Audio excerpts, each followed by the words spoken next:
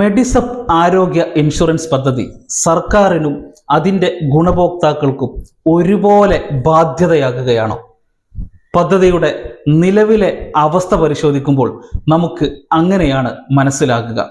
വിവിധ സ്ഥലങ്ങളിൽ എംപാനൽ ചെയ്ത ആശുപത്രികൾക്കായി 22 കോടിയോളം രൂപയാണ് സർക്കാർ കൊടുക്കാനുള്ളത്.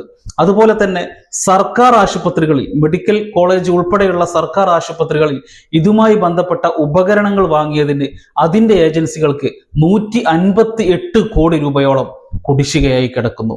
ഈ തുക സർക്കാർ നൽകാത്തതിനാൽ പല ആശുപത്രികളും ഈ എംപാനൽ ലിസ്റ്റിൽ നിന്ന് ഒഴിവായി കഴിഞ്ഞു. നിലവിൽ എംപാനൽ ലിസ്റ്റിൽ ഉൾപ്പെട്ട ആശുപത്രികളിൽ തന്നെ ചികിത്സ നിഷേധിക്കുന്നതായും ആരോപണമുണ്ട്. ചികിത്സ നിഷേധിക്കുക മാത്രമല്ല, ആശുപത്രികളുടെ ഭാഗത്തു നിന്ന് ചികിത്സക്ക് ഇരട്ടി വില ബില്ലിൽ എഴുതി ആ പണം ഇൻഷുറൻസ് കമ്പനിയുടെ അടുത്ത് നിന്ന് തട്ടുന്നതായും ആരോപണം ഉയർന്നതോടെ 100 കോടിയിലേറെ രൂപയാണ് ഇത്തരത്തിൽ ക്ലെയിമിന് അപേക്ഷിച്ചത് ഇൻഷുറൻസ് കമ്പനി നിരസിച്ചത്. യഥാർത്ഥത്തിൽ സർക്കാർ ഉദ്യോഗസ്ഥർക്കും പെൻഷൻകാർക്കും അവരുടെ ആശ്രിതർക്കുമായി 2022 ജൂലൈ മുതൽ സംസ്ഥാന സർക്കാർ ആരംഭിച്ച മെഡിസപ്പ് ഇൻഷുറൻസ് പദ്ധതി തുടക്കം മുതലേ വിവാദങ്ങൾപ്പെട്ട് ഉഴലുകയാണ്. 2022 ജൂലൈ 1 അന്നത്തെ പിണറായി വിജയന്റെ നേതൃത്വത്തിലുള്ള സർക്കാർ മെഡിസപ്പ് ആരോഗ്യ ഇൻഷുറൻസ് പദ്ധതി പ്രഖ്യാപിച്ചത്.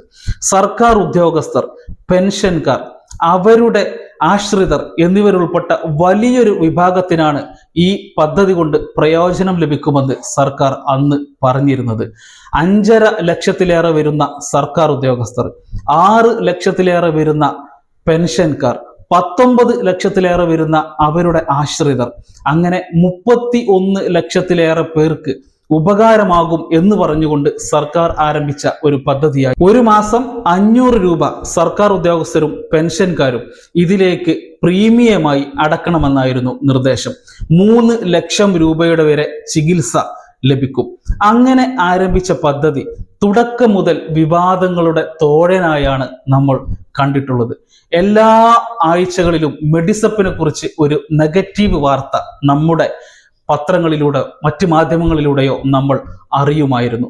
2026 ഫെബ്രുവരിയിൽ സർക്കാർ ആ പദ്ധതിയുടെ 2ാം ഘട്ടം പ്രഖ്യാപിച്ചു. 2ാം ഘട്ടം എന്ന് പറയുമ്പോൾ അതിലെ ചികിത്സാ തുക 5 ലക്ഷം രൂപയായി വർദ്ധിപ്പിച്ചു. ചികിത്സാ തുക മാത്രമല്ല, അതിൻ്റെ പ്രീമിയം 687 രൂപയായി വർദ്ധിപ്പിച്ചു.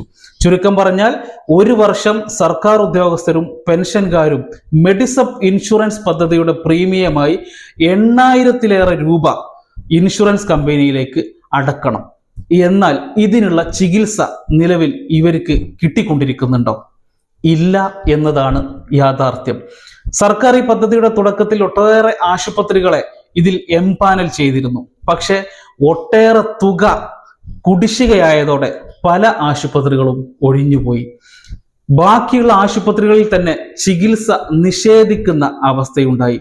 ഈ ചികിത്സ പൂർണ്ണമായും ക്യാഷ്ലെസ് ആണ് എന്ന് പറയുമ്പോഴും ചികിത്സക്ക് വേണ്ടി ആശുപത്രിയിൽ എത്തിയാൽ ആദ്യം പണമടക്കാൻ ആവശ്യപ്പെടുന്ന അവസ്ഥയുണ്ടായി.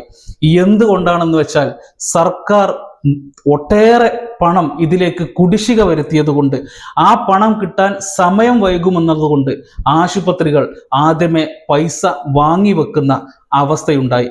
ഇത് സർക്കാർ ജീവനക്കാർക്കും പെൻഷൻകാർക്കും അവരുടെ ആശ്രിതർക്കുമൊക്കെ വലിയ പ്രയാസം സൃഷ്ടിച്ചു എന്നുള്ളതാണ് സത്യം.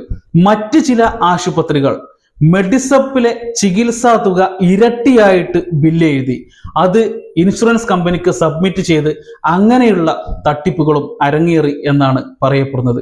ഇത് മനസ്സിലാക്കിയ ഇൻഷുറൻസ് കമ്പനി പരിശോധന കണിശമാക്കിയതോടെ 100 കോടിയിലേറെ രൂപയുടെ ഇൻഷുറൻസ് ക്ലെയിം തള്ളിപ്പോയി എന്നും പറയപ്പെടുന്നു.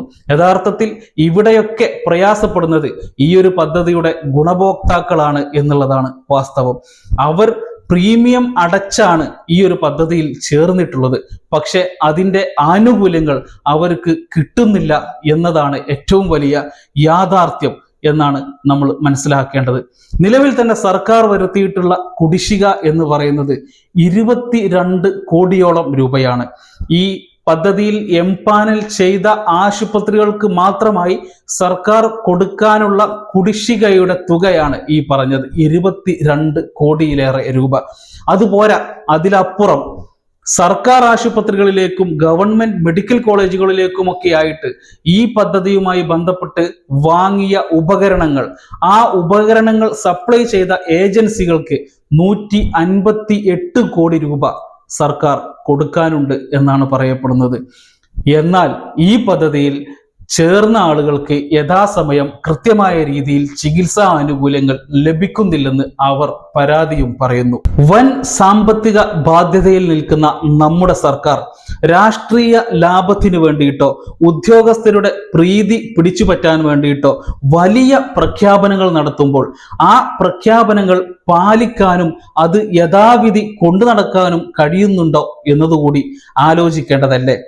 നിലവിൽ സർക്കാരിന് ഈ പദ്ധതി ബാധ്യതയായിട്ടുണ്ടെന്ന് നമുക്കെല്ലാവർക്കും ഒറ്റ നോട്ടത്തിൽ മനസ്സിലാകും.